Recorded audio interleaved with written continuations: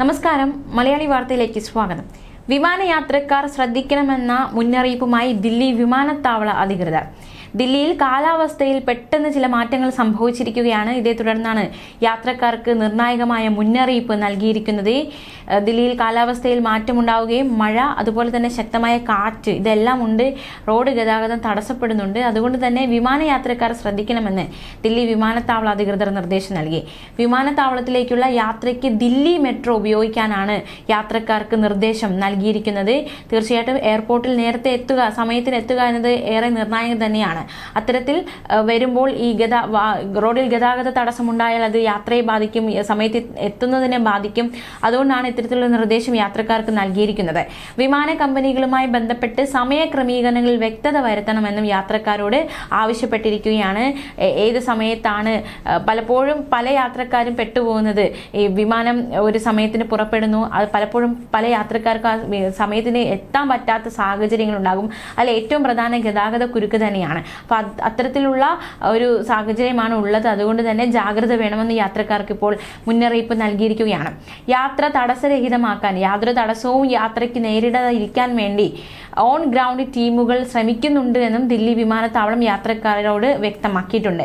ദില്ലിയിലെ ചിലയിടങ്ങളിൽ കനത്ത മഴയുണ്ട്. മണിക്കൂറിൽ 57 കിലോമീറ്റർ വരെ വേഗതയിലാണ് കാറ്റ് വീശുന്നത്. അതോടെയാണ് ഇത്തരത്തിലൊരു മുന്നറിയിപ്പ് യാത്രക്കാർക്ക് നൽകിയിരിക്കുന്നത്.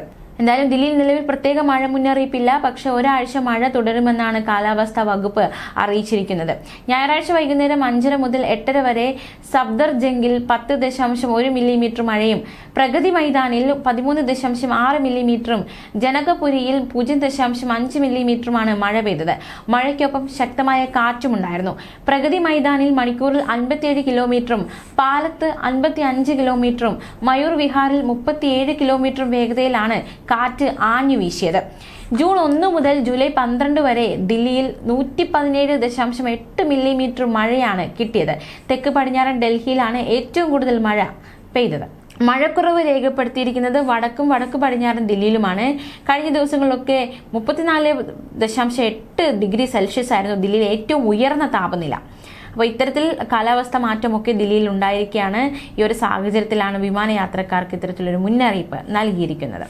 ഇനി നമുക്ക് മറ്റൊരു വാർത്തയിലേക്ക് കൂടി പോകാം. അഹമ്മദാബാദ് വിമാന ദുരന്തവുമായി ബന്ധപ്പെട്ടുള്ള കൂടുതൽ വിവരങ്ങൾ കൂടി നമുക്ക് നോക്കാം. ഈ ഒരു ദുരന്തവുമായി ബന്ധപ്പെട്ട നിയമ പോരാട്ടത്തിൽ നിന്ന് പിന്നോട്ടില്ലെന്ന് കൊല്ലപ്പെട്ട UK പൗരന്മാരുടെ കുടുംബങ്ങൾ വ്യക്തമാക്കി.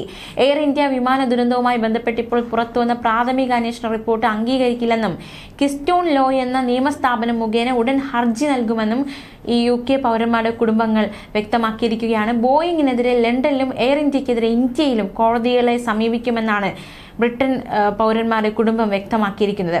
കൊല്ലപ്പെട്ട പൈലറ്റുമാരെ ഉന്നമിടുന്നത് ഗൂഢനീക്കമാണ് എന്നും കുടുംബം ആരോപിക്കുന്നുണ്ട്. ഈ ഒരു ആരോപണം ഇപ്പോൾ പൈലറ്റുമാരുടെ സംഘടനയും ഉന്നയിച്ചിട്ടുണ്ട്. അതായത് പുറത്തു വന്ന പ്രാഥമിക റിപ്പോർട്ട് അനുസരിച്ചാണെങ്കിൽ പൈലറ്റുമാരിലേക്ക് കുറ്റം പഴിചാരുന്ന തരത്തിലേക്ക് കാര്യങ്ങൾ എത്തിയിരിക്കുകയാണ്. അപ്പോൾ അത് തള്ളിക്കൊണ്ടാണ് പൈലറ്റ് സംഘടനയും രംഗത്ത് വന്നിരിക്കുന്നത്. പൈലറ്റുമാരുടെ പിഴവാണ് എന്ന് പറഞ്ഞ് അത്തരത്തിലൊരു കാര്യത്തിലേക്ക് നീങ്ങരുത് എന്നതടക്കമുള്ള ഒരു നിലപാടാണ് പൈലറ്റുമാരുടെ സംഘടന സ്വീകരിച്ചിരിക്കുന്നത്. ഇപ്പോൾ ഈ ബ്രിട്ടൻ പൗരന്മാരുടെ കുടുംബവും അത്തരത്തിലൊരു കാര്യം തന്നെയാണ് വ്യക്തമാക്കുന്നത്. ബോയിങ്ങിന്റെ എഞ്ചിനിലെ തകരാറോ അറ്റകുറ്റപ്പണിയിൽ എയർ ഇന്ത്യ വരുത്തിയ വീഴ്ചയോ പരിശോധിക്കപ്പെടുന്നില്ല. സാങ്കേതിക പ്രശ്നങ്ങൾ ഉണ്ടാകാനുള്ള സാധ്യത മുന്നിൽ കണ്ട് ഫ്യൂവൽ സ്വിച്ചുകളുടെ പരിശോധന നടത്തണമെന്ന US ഏജൻസിയായ ഫെഡറൽ ഏവിയേഷൻ അഡ്മിനിസ്ട്രേഷന്റെ നിർദ്ദേശം എയർ ഇന്ത്യ പാലിച്ചിരുന്നില്ല എന്നതടക്കമുള്ള ഗുരുതര ആരോപണങ്ങളാണ് ഉയരുന്നത്. ഇതൊന്നും അന്വേഷിക്കാതെയാണ് പൈലറ്റുമാരെ കുറ്റപ്പെടുത്തിയുള്ള റിപ്പോർട്ട് എന്നാണ് ഇവർ ആരോപിക്കുന്നത്. കൊല്ലപ്പെട്ട UK പൗരന്റെ സഹോദരൻ അമീൻ സിദ്ദിഖി കുറ്റപ്പെടുത്തുന്നത് ഇപ്രകാരമാണ്: ഇപ്പോൾ പുറത്തു വന്നിരിക്കുന്ന പ്രാഥമിക റിപ്പോർട്ട് തെറ്റാണ്, അതൊരിക്കലും അംഗീകരിക്കില്ല. ടാറ്റയുടെ ഉടമസ്ഥതയിലുള്ള എയർ ഇന്ത്യയെയും ബോയിങ് വിമാന കമ്പനിയെയും സർക്കാരിനെയും സംരക്ഷിക്കാൻ വേണ്ടിയിട്ടാണ് എല്ലാം പൈലറ്റിന്റെ കുറ്റമായി ചിത്രീകരിച്ചുകൊണ്ടുള്ള ഈ റിപ്പോർട്ട് എന്നാണ് ഇപ്പോൾ ഇവരെല്ലാം ആരോപിക്കുന്നത്.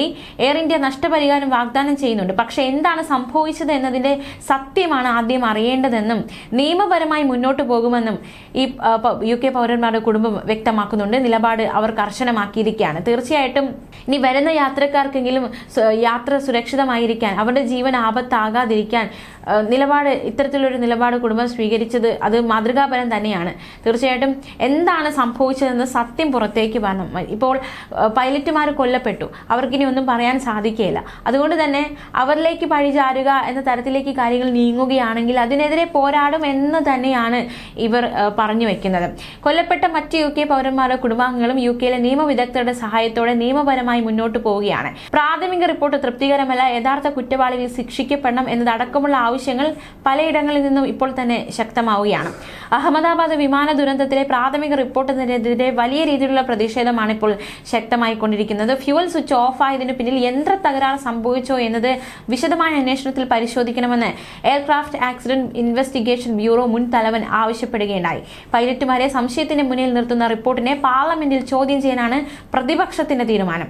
എഞ്ചിനിലേക്കുള്ള ഇന്ധന പ്രവാഹത്തെ നിയന്ത്രിക്കുന്ന 2 സ്വിച്ചുകളും കട്ട് ഓഫ് പൊസിഷനിലായതിനു പിന്നിൽ പൈലറ്റുമാരാണെന്ന ധ്വനി, അല്ലെങ്കിൽ അത്തരത്തിലൊരു തരത്തിലാണ് ഇപ്പോൾ ഈ ഒരു പ്രാഥമിക റിപ്പോർട്ട് വന്നിരിക്കുന്നത്. അത് തീർത്തും പൈലറ്റുമാരെ പഴിചാരാനുള്ള, അല്ലെങ്കിൽ പൈലറ്റുമാർക്ക് സംഭവിച്ച പിഴവ് എന്ന രീതിയിലേക്ക് റിപ്പോർട്ട് പോകുന്നുണ്ടോ എന്ന സംശയമൊക്കെ ഉയർത്തുന്ന ഒരു റിപ്പോർട്ട്. എന്തായാലും അന്തിമ റിപ്പോർട്ട് വരാൻ 1 വർഷം വരെ സമയമെടുക്കും. അതിനുശേഷം മാത്രമേ കൃത്യമായ ഒരു കാര്യത്തിലേക്ക് എത്താൻ സാധിക്കുകയുള്ളൂ. എന്തായാലും പ്രാഥമിക റിപ്പോർട്ട് വെച്ചിട്ട് നിഗമനങ്ങളിലേക്കും അത്തരത്തിലുള്ള ഒരു പൈലറ്റുമാരെ കുറ്റപ്പെടുത്തുന്ന തരത്തിലുള്ള അഭിപ്രായങ്ങളും പറയാതിരിക്കുക എന്നൊരു അപേക്ഷയൊക്കെ പൈലറ്റുമാരുടെ സംഘടനയും മുന്നോട്ട് വെച്ചിട്ടുണ്ട്.